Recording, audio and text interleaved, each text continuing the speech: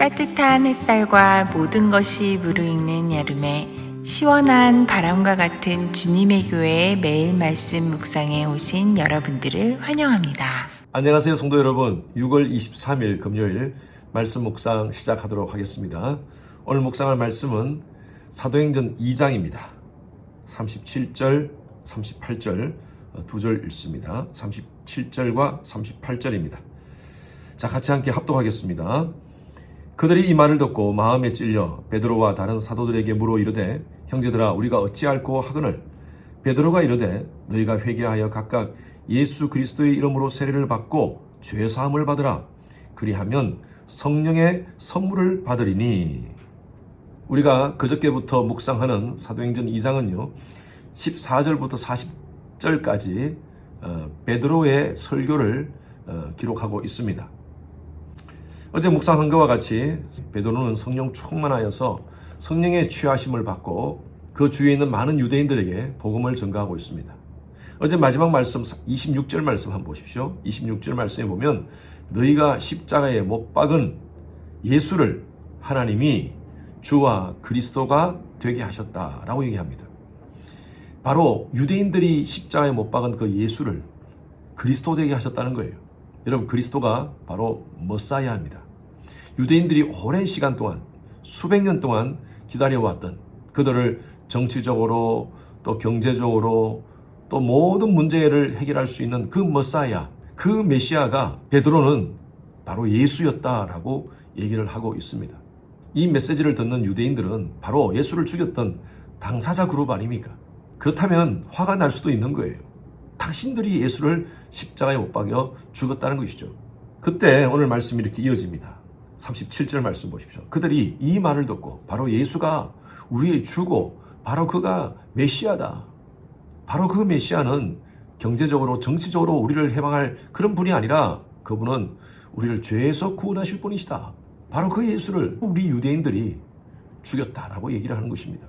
이 말을 듣고 37절 보십시오. 그들이 이 말을 듣고 마음에 찔려 베드로와 다른 사도들에게 물어 이르되 형제들아 우리가 어찌할꼬 우리가 그 메시아를 죽였구나. 그럼 우리가 어떻게 해야 되느냐 어찌할꼬 하면서 마음에 찔렸어요. 하나님 말씀은요 살아있고 운동력이 있습니다. 히브리서 4장 12절 말씀에 보면 하나님의 말씀은 살았고 운동력이 있어 좌우의 어떤 날씀 금보다도 예리하여 우리의 영과 홍과 골수와 모든 것을 찔러 쪼개기까지 하며 우리의 마음의 생각과 뜻을 감찰한다 그랬습니다. 여러분, 하나님 말씀이 떨어질 때 사람들은요 분명히 반응이 나타나게 되어 있습니다. 마음에 찔리게 되어 있어요.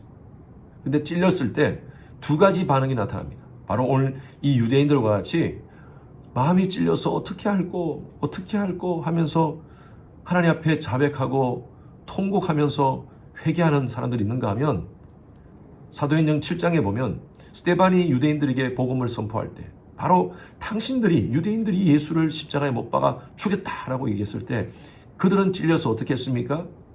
이를 갑니다. 그리고 돌을 들어서 스데반을 쳐서 죽입니다.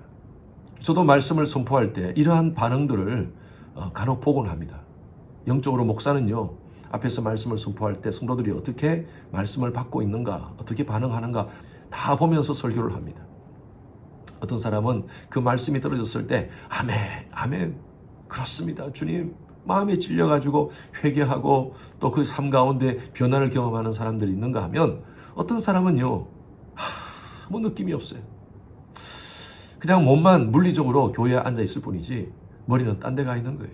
예배 마치고 가서 사람들 만날 것, 마켓 가서 시장 볼 메뉴, 골프 치러 갈 생각 뭐 이런 생각들로 가득 차 있어서 그 말씀이 10년 가운데 던져지는데 전혀 변화가 없는 사람이 있습니다. 어떤 사람은요 부정적으로 생각합니다. 그 말씀에 대해서 과연 저 말씀이 합리적으로 과학적으로 이성적으로 맞는 얘기인가. 늘 말씀드리지만 하나님 말씀은요 초이성적이고 초과학적이고 초합리적인 것입니다. 인간의 이성을 초월한 것입니다. 천지 만물을 창조하신 하나님이 우리 인간에게 주신 말씀이에요. 그 말씀은요 우리 심령이 찔리도록 되어 있어요. 그 마음에 찔렸을 때 아멘 그렇습니다 하나님. 여러분 그럴 때 놀라운 변화의 역사를 경험하게 되리라 믿습니다. 오늘 말씀을 지금 듣고 있는 우리 성도님들은 마음으로 활짝 열고 늘 말씀을 받을 때마다 누가 앞에서 말씀을 전하든 상관없이 아멘, 아멘 그렇게 말씀을 받아 여러분 삶 가운데 성령이 놀라우신 능력을 경험하는 여러분 되시길 바랍니다. 38절 보십시오. 형제들아 우리가 어찌할꼬 하면서 얘기하니까 베드로가 이렇게 얘기합니다. 너희가 회개하여 각각 예수 그리스도의 이름으로 세례를 받고 죄사함을 받으라. 그리하면 성령의 선물을 받으리니. 하나님 말씀이 우리 가운데 역사하시면 우리는 이렇게 반응을 해야 됩니다. 그 말씀을 믿어야 돼요. 그래서 이 말씀에 보니까 회개하여 예수 그리스도의 이름으로 세례를 받고, 여러분 세례를 받는다는 것은요 예수를 믿는다는 의미입니다. 우리가 어떻게 구원을 받을 수 있습니까? 구원은요 예수를 믿음으로 말미암아 받을 수 있습니다. 구원의 표적이 뭡니까? 구원받았다는 증거가 뭡니까? 그것이 바로 세례라는 거예요. 제가 세례를 이 반지의 비유를 자주 합니다. 우리가 반지를 안 꼈더라도 저는요 한 여자의 남편입니다. 그런데 제가 반지를 낌으로 말미암아 나는 다른 사람들에게 나는 한 여자의 남편입니다라는 것을 다른 사람한테 보여주는 거예요. 세례는 바로 그런 것입니다. 세례 자체가 우리에게 구원을 주는 것은 아니지만 그러나 세례를 받았다는 것은 내가 구원받았다는 표징입니다. 그래서 난 세례 받았습니다 라는 것은 나는 예수를 믿습니다. 예수 안에서 변화를 경험하고 있습니다 라는 것을 상징적으로 보여주는 것이 바로 세례입니다. 그리고 세례받은 자들, 하나님께서 예수를 진짜 믿는 자들은요 성령을 은사로 주십니다. 선물로 주십니다. 성령의 열매는요 예수 믿는 자들의 증거입니다. 여러분 이렇게 정리하시면 됩니다. 구원의 조건은요 예수를 믿는 것이고요, 구원의 표징은 바로 세례고요, 그리고 구원의 증거는 성령 충만함입니다. 성령 충만함이 뭐냐? 성령 충만함은 하나님에 의해서 주도함을 받는 거예요. 하나님께 surrender 하는 겁니다. 우리의 모든 지정의를 하나님께 굴복시키면서 그렇게 사는 삶, 이것이 바로 성령 충만함이에요. 우리가 일반적으로 성령 충만함 그러면 이런 걸 생각합니다.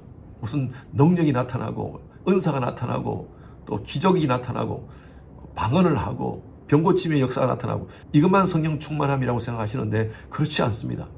저는 크게 두 가지로 말씀드리고 싶어요. 성령 충만함은요 능력적 충만과 인격적 충만으로 나타날 수 있습니다. 그런데 이것이 떨어진 것이 아니라 같이 갑니다. 외적으로 영적인 은사가 나타나지 않는다 하더라도 인격적으로 그의 삶 가운데 성령의 열매가 나타나면 갈라디아서 5장에 나타나는 사랑, 희락, 화평, 인내, 자비, 양선, 충성, 온유, 절제의 삶을 살아간다면 그 사람은 성령 충만한 사람이에요. 방언을 하지 못해도 어떤 특별한 예언의 은사가 없더라도 병고침의 은사가 없더라도 괜찮습니다. 전 여러분들이 능력적 충만을 사모하기보다는요 인격적 충만을 사모하기를 바랍니다. 인격적 충만을 사모하면서 사랑, 희락, 화평, 인내, 자비, 양선, 충성, 온유, 절제의 삶을 살아가면 하나님이 여러분 삶 가운데 또 다른 그런 능력적 충만도 허락해 주시리라 믿습니다. 저와 여러분들이 누굽니까? 예수의 보혈로 구속받은 하나님의 자녀들입니다.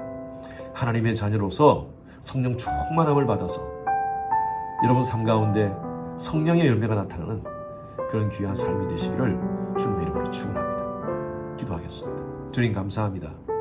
베드로의 메시지를 통하여 사람들이 마음에 찔리고 그리고 그들이 회개하여 예수 그리스도 안에서 세례를 받고 또 죄사함을 받아 성령을 선물로 받았다는 이 귀한 말씀, 우리가 예수를 믿고 살면서 이 놀라운 성령 충만함의 은혜를 우리의 삶 가운데 경험하게 하여 주시옵소서. 인격적 충만함을 가지고 우리의 삶 가운데 성령의 열매가 나타나는 그런 하나님의 자녀들 되게 하여 주시옵소서. 감사드리며 살아계신 예수 그리스도 이름으로 기도드렸습니다. 금요일은 예배를 위해서 기도하는 시간입니다. 모든 예배를 위해서 기도해 주십시오. 주일 예배, 금요 예배, 또 우리 청년들 예배, 어린 아이들부터 모든 예배에 이르기까지 성령의 기름 부으심이 많은 그런 귀한 예배 될 수 있도록 담임 목사의 설교에 하나님께서 준비 가운데 함께 하시고 또 말씀을 선포할 때 은혜와 능력이 더하시도록 기도 부탁드립니다. 각 부서의 설교를 준비하시는 모든 사역자들을 위해서 기도해 주시길 바랍니다. 예배를 위해서 섬기는 여러분들이 계십니다. 미디어, 안내, 찬양, 교사 등으로 섬기는 그 봉사자들이 기쁨과 감사함으로 섬길 수 있도록 해달라고요.